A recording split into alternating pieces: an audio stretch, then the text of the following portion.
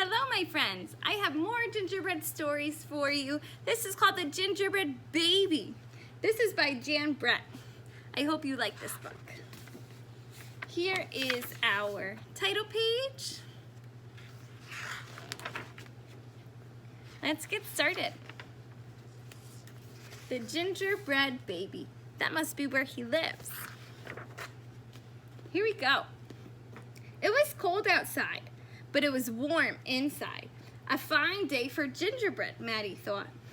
Maddie's mother put the big blue bowl on the table and lit the stove.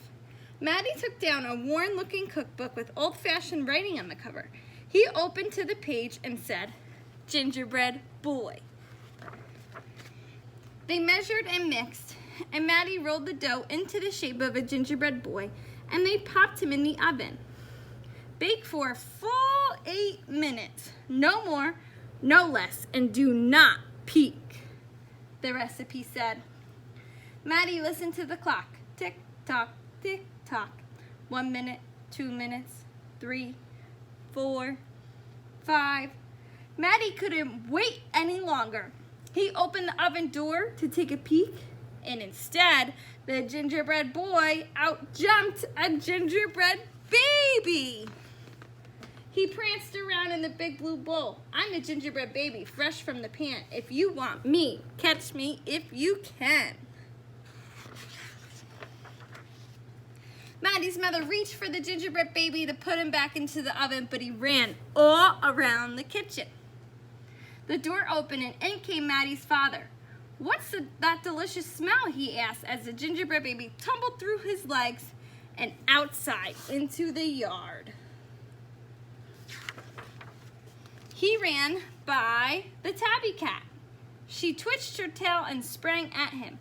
They rumbled and tumbled, but the gingerbread baby came out on top. He ran toward the garden wall. The dog caught a whiff of the tasty ginger and sniffed along behind him, but the gingerbread baby was halfway up when the dog caught up. He barked and barked as the gingerbread baby climbed over the wall.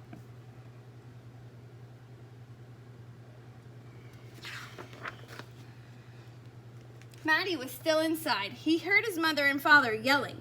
He heard a cat meowing and a dog barking. And he heard the gingerbread baby shouting, "Catch me if you can." Maddie opened the worn-looking cookbook for the second time. Meanwhile, the gingerbread baby wheeled on down the path and into the barn. The goats looked up as he somersaulted across their backs. The last one tried to catch him, but the gingerbread baby was too fast. Martha and Madeline were standing by the well when the gingerbread baby stopped and took a drink. They looked at each other and winked. Martha started to talk to him while Madeline tiptoed up behind him with the bucket. But they couldn't fool that gingerbread baby.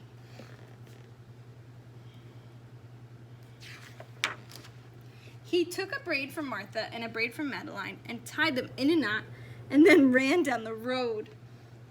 Back in the house, Maddie stirred, mixed, and rolled the dough. He shaped it, put it in a pan, and into the oven. Tick tock tick, 8 long minutes. This time he didn't peek. "I will catch him if I can," Maddie said to himself. As he was bouncing along, the gingerbread baby saw a farm wagon just ahead. He jumped in and settled down for the ride next to a mama pig. The smell of gingerbread was too much for her. She tossed him high in the air, closed her eyes, and opened her mouth. But the gingerbread baby twisted in the air and came down hard on her porky snout. "I'm the gingerbread baby. Too quick for the mother and the father, too fast for the cat, the dog, and the goats, too clever for Martha and Madeline, and too smart for the mama pig. Who's left? Catch me if you can." Feeling smug, the gingerbread baby strolled along himself until he came to a bridge that crossed over to a village. Just as he got in the middle, he heard running feet behind him and saw a crowd of villagers ahead of him. The gingerbread baby was trapped. He jumped up onto the railing, backflipped through the air, and landed on the chunk of ice floating down the river. The ice bobbed along with the gingerbread baby, dancing on top and singing in a loud voice. "Look at me, what do you see? I'm the best gingerbread baby ever," until his feet got cold. And then he jumped back on shore. Who was that watching from the trees? It was the fox. He crept up behind Gingerbread Baby, ready to eat him up. But the fox couldn't help himself, and he licked his chops. Smack, smack. The Gingerbread Baby heard him and ran as fast as he could.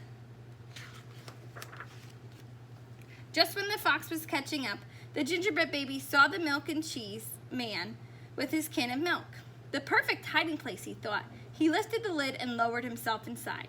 He was so pleased that he sang at the top of his gingerbread voice, "Ha ha, hee hee. You'll never find me. I'm the Gingerbread Baby. Catch me if you can." The milk and cheese man heard the Gingerbread Baby's voice. "Who is meddling with my milk?" he shouted and lifted the lid. But the Gingerbread Baby was ready. He jumped up and tweaked his nose. Now the milk and cheese man, the fox, the villagers, the mama pig, Martha and Madeline, the bleating goats and the barking dog, the meowing cat, the father and mother were all after Gingerbread Boy and was getting closer. Gingerbread Baby. And he knew it. The brash baby was not as peppy and proud as he had been. He sniffed a familiar smell and followed his nose into the woods. He couldn't believe what he saw. There, in the middle of the clearing, was a gingerbread house, frosted with sugar, covered with candy, and doors with peppermint handles wide open. The Gingerbread Baby clapped his hands with glee and ran inside.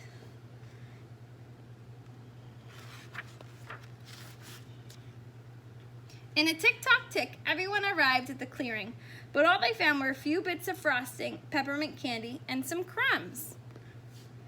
Where did the house go? The father explained, "The Gingerbread Baby has finally met his match." "I wonder who it was," the mother said. "Let's go home and tell Maddie." "Hello, Maddie," his father said when they got home. "We never did catch that Gingerbread Baby. All we found were some crumbs in the snow." "I see you have been busy," his mother said, looking at the gingerbread house Maddie was holding. "Too bad we never caught that Gingerbread Baby."